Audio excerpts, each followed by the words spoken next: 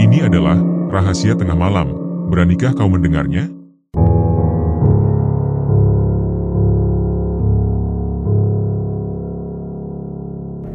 Arif adalah seorang mahasiswa dari salah satu perguruan tinggi yang berada di kota Luwu. Pada kesempatan kali ini, ia ingin membagikan pengalaman yang ia alami saat mengikuti program kuliah kerja nyata, KKN, di sebuah desa yang berlokasi di Sulawesi Tengah. Tahun 2015 menjadi awal dari perjalanan tersebut. Saat itu, Arif terdaftar sebagai peserta KKN bersama timnya yang terdiri dari 3 orang laki-laki dan 8 perempuan.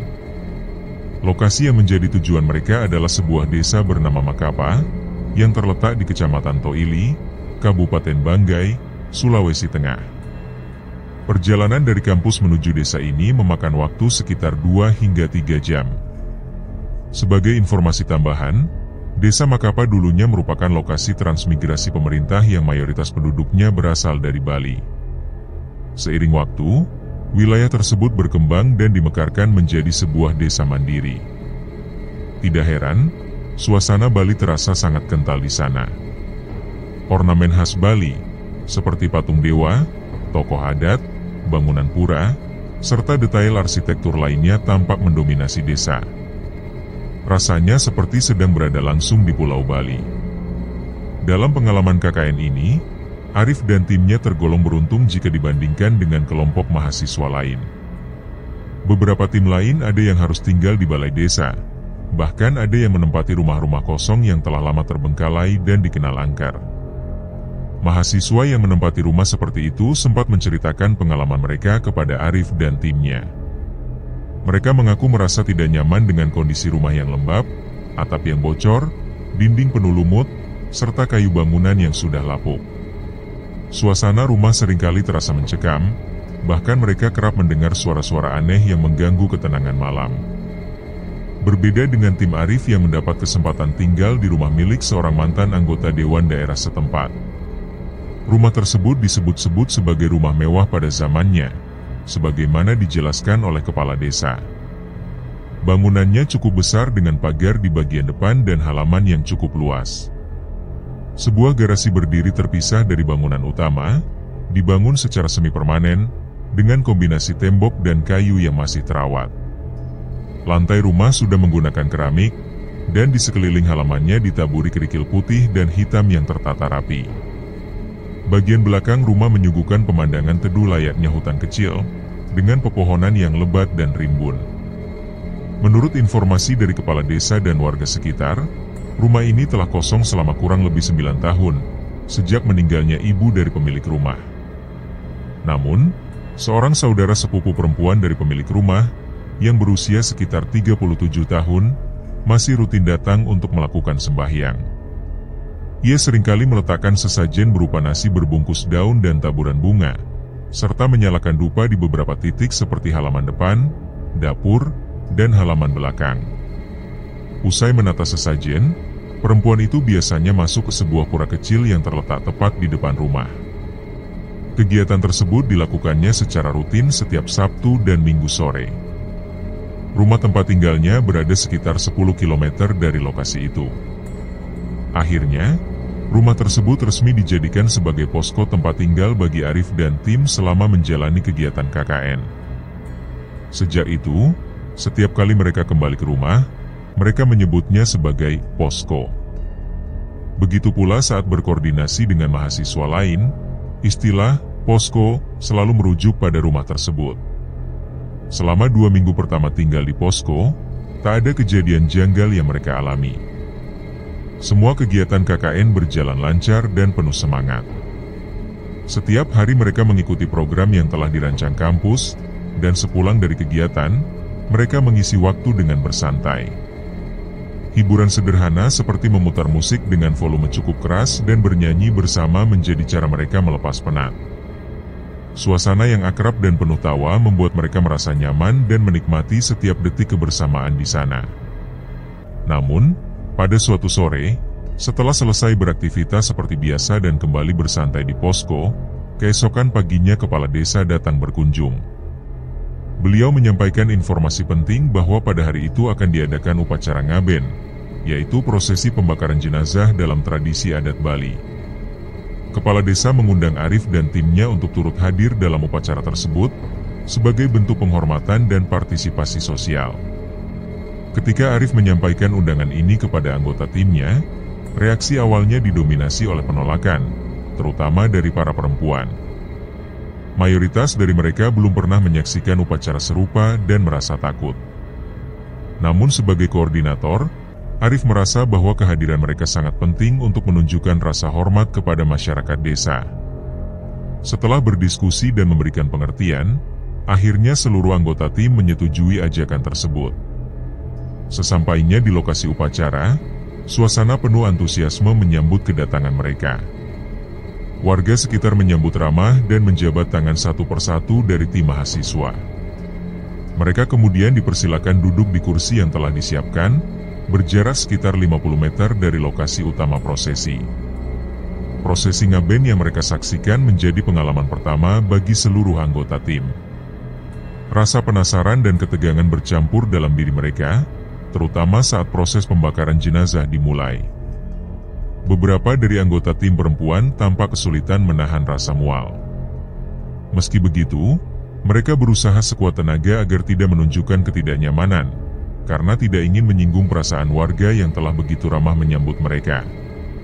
Sekitar pukul 3 sore waktu setempat, prosesi ngaben akhirnya selesai. Sejak menyaksikan prosesi tersebut, para anggota tim perempuan mengalami perubahan suasana hati yang cukup signifikan. Mereka terlihat kehilangan selera makan, bahkan hingga malam harinya belum ada makanan yang berhasil mereka telan. Gambaran pembakaran jenazah yang masih terbayang-bayang membuat mereka merasa mual dan enggan untuk mengisi perut. Menyadari kondisi ini, teman-teman pria dalam tim berupaya menyemangati dan menghibur mereka agar tetap makan, setidaknya supaya perut tidak dibiarkan kosong terlalu lama. Meskipun sudah dibujuk dengan berbagai cara, para perempuan itu tetap kesulitan menelan makanan. Kalaupun ada yang makan, itu pun hanya 1 atau 2 sendok saja. Pikiran mereka masih dibayangi oleh prosesi yang baru saja disaksikan. Keadaan seperti itu berlangsung hingga sekitar 4 hari lamanya, barulah perlahan mereka mulai bisa makan dengan normal kembali. Hari itu, menjelang malam Sabtu, para anggota tim perempuan terlihat berkumpul di dapur.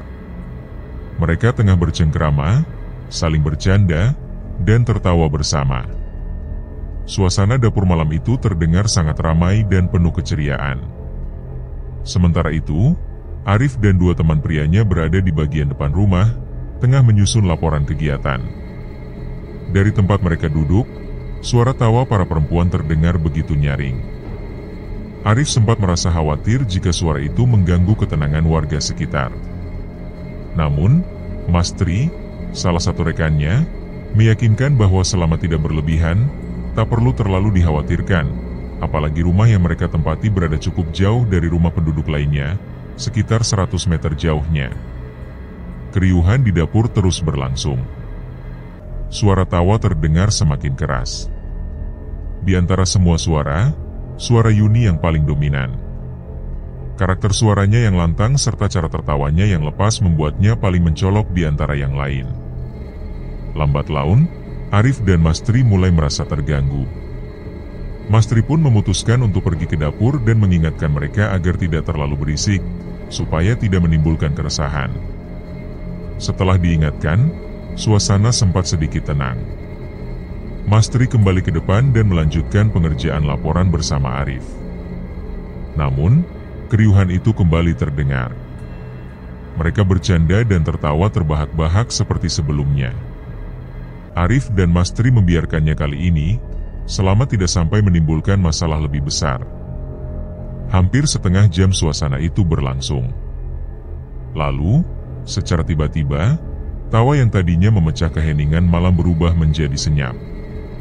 Keheningan yang mendadak itu menciptakan suasana aneh dan membuat Arif dan Mas Tri saling menoleh.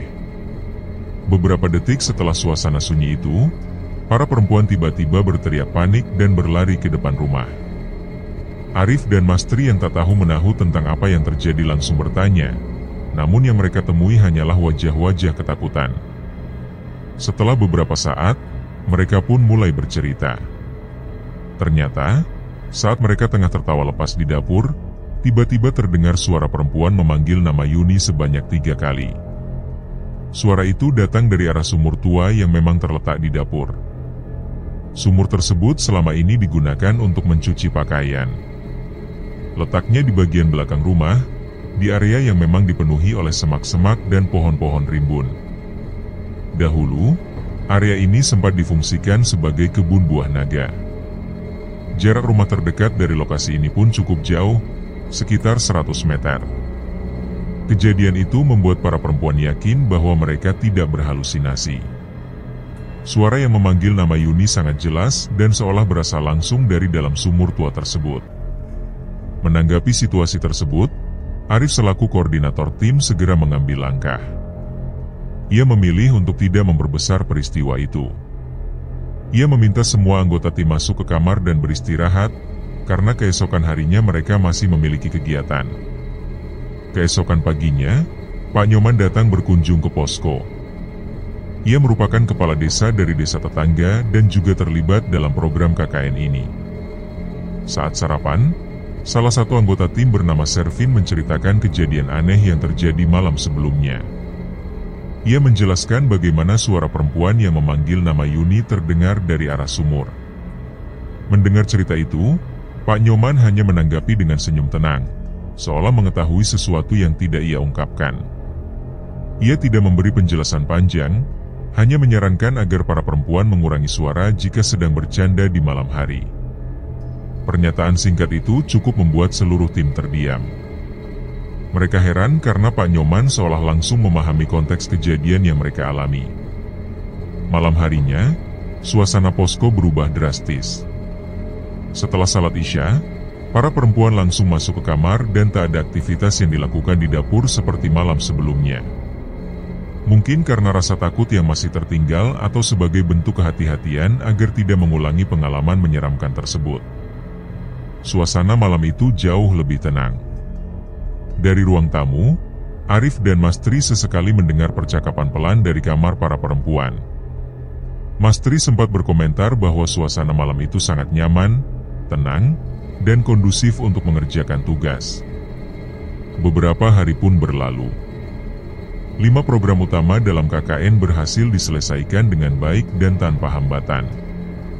Meskipun masih ada beberapa kegiatan lanjutan, pencapaian tersebut menjadi alasan bagi tim untuk bersyukur.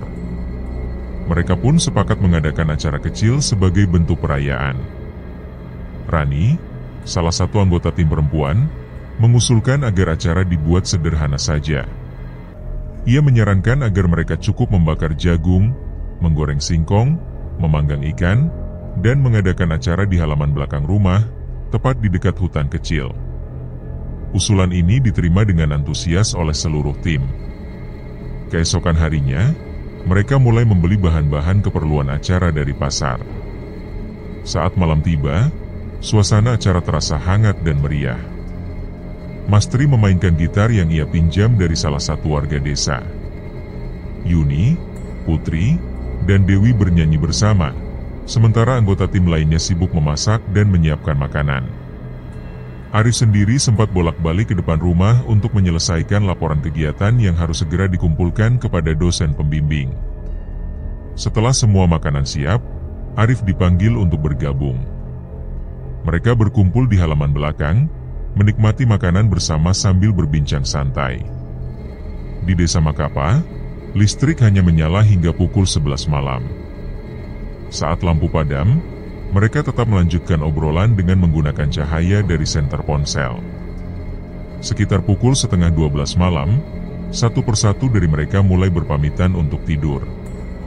Para perempuan menjadi yang pertama masuk kamar, disusul kemudian oleh Mas Tri. Malam itu, Arif seorang diri duduk di halaman belakang. Suasana malam yang temaram, dihiasi cahaya bulan yang samar, menciptakan pemandangan yang menenangkan. Arif belum beranjak ke kamar karena sedang menanti panggilan telepon dari ibunya, yang memang biasa menghubunginya sekitar jam-jam itu. Dugaan Arif terbukti benar. Tidak lama kemudian, telepon dari sang ibu pun masuk. Obrolan hangat antara ibu dan anak itu berlangsung cukup lama, hampir setengah jam, dan saat itu waktu sudah menunjukkan pukul 12 malam. Setelah percakapan selesai, Arif mematikan ponselnya dan bersiap masuk ke rumah utama. Namun, tepat ketika ia berdiri, sesuatu yang mengejutkan terjadi. Dari arah hutan yang terletak tepat di belakang halaman, tiba-tiba muncul sosok nenek-nenek. Seluruh rambutnya hampir sepenuhnya putih. Arif tidak mendengar langkah apapun, kemunculan nenek itu sangat tiba-tiba. Sosok itu mengenakan baju kuning yang sudah terlihat kusam dan kusut, dengan sehelai selendang melingkar di pinggangnya. Di tangan tuanya tergenggam sebuah tongkat, dan ia berdiri sangat dekat dengan Arif. Seketika, tubuh Arif merinding hebat. Ia tidak mampu bergerak, seolah tubuhnya dibekukan oleh sesuatu yang tidak kasat mata. Sosok nenek itu mulai berbicara dengan nada tinggi dan kesal. Inti dari perkataannya mengarah pada ketidaknyamanannya terhadap keberadaan Arif dan teman-temannya yang dianggap telah mengganggu anaknya. Arif, meskipun tak sepenuhnya memahami ucapan nenek tersebut, karena bahasanya terdengar seperti campuran logat Bali dan kalimat-kalimat yang tidak sepenuhnya jelas, masih bisa menangkap maksudnya. Ia menyadari bahwa mungkin suasana ramai yang terjadi sebelumnya telah menimbulkan ketidaknyamanan bagi sosok itu. Arif mencoba menyampaikan penyesalan atas apa yang terjadi dan meyakinkan bahwa tidak ada niat untuk mengganggu siapapun. Karena rasa penasarannya, Arif pun bertanya tentang tempat tinggal nenek tersebut. Ia merasa khawatir jika keramaian mereka benar-benar telah mengganggu warga sekitar. Namun, ingatannya akan lingkungan sekitar seketika muncul. Selama beberapa minggu berada di desa ini, Arif telah menjelajahi sekeliling bersama Mas Tri, dan ia cukup yakin bahwa tak ada rumah di belakang dapur. Bahkan jika ada, rumah terdekat berjarak lebih dari 100 meter. Maka, saat Arif mencoba mengonfirmasi tentang tempat tinggal sang nenek, perempuan tua itu menjawab dengan nada semakin tinggi dan menyebut bahwa anak dan menantunya tinggal tak jauh dari situ. Sambil menunjuk ke arah sumur tua di belakang, nenek itu menunjukkan lokasi yang dimaksud. Arif menoleh ke arah yang ditunjuk. Matanya tertumbuk pada sosok perempuan dengan rambut panjang menjuntai hingga lantai. Tatapan perempuan itu menembus langsung ke arah Arif, tajam dan menggetarkan. Saat itulah Arif tersadar bahwa sosok nenek-nenek dan perempuan itu bukan manusia biasa. Kesadarannya dipenuhi dengan ketakutan yang tak terbendung. Ia merasa tubuhnya membeku, tidak mampu digerakkan. Perempuan itu mulai berjalan pelan sambil menyeret sesuatu. Ketika Arif melirik ke bawah, ia menyadari bahwa yang diseret adalah kepala manusia. Momen tersebut berlangsung hanya sekitar 5 menit, namun bagi Arif, terasa seperti 1 jam penuh ketegangan dan kengerian. Setelah kedua sosok itu menghilang dari pandangan, barulah tubuh Arif kembali bisa bergerak. Ia berjalan masuk dengan tubuh gemetar. Perjalanan menuju kamar terasa berat, dan saat sampai pun ia tak mampu memejamkan mata. Bayangan kejadian mengerikan itu terus menghantuinya. Keesokan paginya, Arif memutuskan untuk menyampaikan kepada teman-teman agar tidak lagi membuat keributan atau mengadakan acara serupa. Ia tidak menceritakan secara langsung apa yang dialaminya semalam, hanya menyampaikan bahwa hal tersebut demi kenyamanan dan nama baik mereka sebagai tamu di desa itu. Pernyataan Arif sempat menuai protes, terutama dari teman-teman perempuan. Salah satu dari mereka, Rani, menyampaikan keberatannya karena merasa aturan itu terlalu membatasi. Namun Arif menjelaskan bahwa semua ini dilakukan demi kebaikan bersama, termasuk menjaga ketenangan warga sekitar. Setelah diskusi yang cukup panjang, akhirnya seluruh tim setuju mengikuti instruksi tersebut. Hari-hari berikutnya, suasana malam menjadi lebih tenang. Setelah waktu Isya, seluruh anggota tim langsung masuk kamar dan tidak ada lagi aktivitas gaduh di dapur. Meski kegiatan KKN masih terus berjalan, tidak ada kejadian aneh yang terjadi lagi. Namun, trauma dari malam itu tidak serta-merta hilang dari pikiran Arif. Sosok perempuan dan nenek tua tersebut masih membekas kuat dalam benaknya. Tak lama kemudian, Arif jatuh sakit. Selama 3 hari ia tidak enak badan, dan semenjak kejadian itu, ia tidak lagi mau berada di dapur saat malam hari. Bahkan untuk mencuci pakaian, ia lebih memilih pergi ke sungai yang letaknya sekitar 200 meter dari posko, dibanding menggunakan sumur belakang yang selama ini mereka pakai. Suatu malam, sekitar pukul 9 malam, Arif mendapat panggilan telepon dari dosen pembimbing. Ia diminta segera hadir di sebuah kafe kecil di desa sekitar. Kafe bergaya pedesaan itu menjadi lokasi diskusi mengenai program-program kerja KKN. Perjalanan dari posko ke kafe tersebut cukup jauh, memakan waktu sekitar 40 menit. Kafe itu terletak di desa terakhir Kecamatan Toili.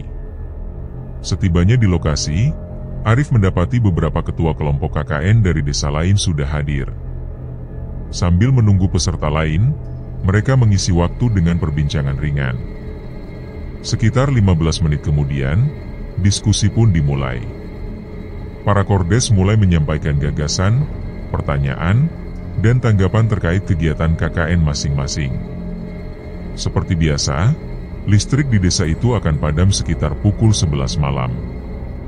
Namun, meski listrik padam, diskusi masih berlangsung karena pembahasan belum selesai. Barulah sekitar pukul 11:30 malam, pertemuan tersebut benar-benar usai. Meski sebagian besar peserta mulai meninggalkan lokasi, Arif masih tetap tinggal untuk mengobrol santai bersama beberapa rekan lainnya. Menjelang lewat tengah malam, sekitar pukul 12, Arif baru menyadari bahwa ia adalah peserta terakhir yang tersisa di kafe tempat diskusi berlangsung. Mengingat jarak posko yang cukup jauh, ia pun berpamitan dan segera melajukan motornya menyusuri jalan desa yang gelap tanpa penerangan, kecuali sorot lampu dari motornya sendiri. Beruntung, sepanjang perjalanan tak ada gangguan yang berarti hingga ia tiba di posko sekitar pukul 1 dini hari. Setibanya di depan rumah, Arif langsung membuka pagar dan memasukkan motor ke garasi, kemudian berjalan ke arah pintu utama. Namun, ternyata pintu tersebut telah terkunci dari dalam. Ia berusaha menghubungi Mastri, namun ponselnya tidak aktif. Begitu pula dengan nomor-nomor teman perempuan, semuanya tidak bisa dihubungi. Perasaan tak nyaman pun mulai merayap dalam dirinya. Ia akhirnya memutuskan untuk mengetuk jendela kamar Mastri, yang kebetulan terletak persis di bawah tempat tidurnya. Usahanya membuahkan hasil. Mastri yang mendengar ketukan segera membukakan pintu, dan Arif pun bisa masuk. Setelah itu, ia langsung merebahkan diri di kamar, namun suara dengkuran Mastri dari kamar sebelah membuatnya sulit terlelap. Di sisi lain, keinginan untuk buang air kecil mulai mendesak, tetapi rasa trauma akibat kejadian sebelumnya membuatnya memilih untuk menahan. Sayangnya, rasa tidak nyaman itu semakin mengganggu, membuat Arif akhirnya memutuskan untuk menuju ke toilet. Ia berjalan dengan langkah cepat, menggunakan ponsel sebagai sumber cahaya. Posisi toilet yang berada berhadapan langsung dengan dapur membuat suasana semakin mencekam. Tanpa menoleh ke kanan atau kiri, ia langsung masuk ke toilet dan segera buang air kecil. Namun, sebelum sempat membersihkan diri, terdengar dua ketukan di pintu toilet. Tak ada suara atau gerakan lain setelahnya. Lalu, beberapa detik kemudian, suara ketukan kembali terdengar. Suasana sunyi dan ketukan itu membuat seluruh bulu kuduk Arif berdiri. Keinginannya untuk melafalkan ayat-ayat suci tertahan oleh kesadaran bahwa ia berada di dalam toilet. Ia hanya bisa menunggu di dalam dengan ketakutan yang makin menjadi, membayangkan kemungkinan buruk yang mungkin telah menunggunya di luar. Setelah menanti cukup lama dan merasa situasi mulai aman, ia memberanikan diri membuka pintu. Saat keluar, ia mendapati suasana sekitar seperti diselimuti kabut tipis. Ketika sinar senter dari ponselnya diarahkan ke depan, tampak sebuah sosok tinggi menjulang hingga hampir menyentuh atap dapur. Sosok itu memiliki mata merah menyala, taring yang mencuat, dan lidah panjang yang menjulur hingga ke tanah. Arif hanya bisa terpaku menyaksikannya. Ketakutannya memuncak ketika ia menyadari bahwa yang ia lihat menyerupai sosok Leak Bali. Setelah itu, ingatannya menjadi kabur. Keesokan paginya, Mastri membangunkannya. Arif mendapati dirinya tergeletak di dapur. Saat ia bertanya berapa lama ia telah pingsan, Mastri pun mengaku tak tahu pasti, hanya menyangka bahwa Arif mungkin kelelahan. Arif kemudian meminta agar kejadian itu tidak diceritakan kepada teman-teman lain, terutama para perempuan, agar mereka tidak merasa takut. Sejak malam itu, Arif semakin diliputi rasa trauma. Ia berubah menjadi pribadi yang pendiam, sering melamun, dan mudah terkejut. Salah satu teman perempuannya, Rizka, memperhatikan perubahan sikap Arif. Rizka merasa Arif menjadi lebih sering termenung dan menatap kosong. Ia bahkan sempat mencoba berbicara dengan Arif, mendorongnya untuk tidak memendam masalah sendirian. Arif menyadari bahwa sejak kejadian itu, pikirannya terus dihantui oleh sosok-sosok menyeramkan, nenek tua dan perempuan berambut panjang yang muncul sebelumnya.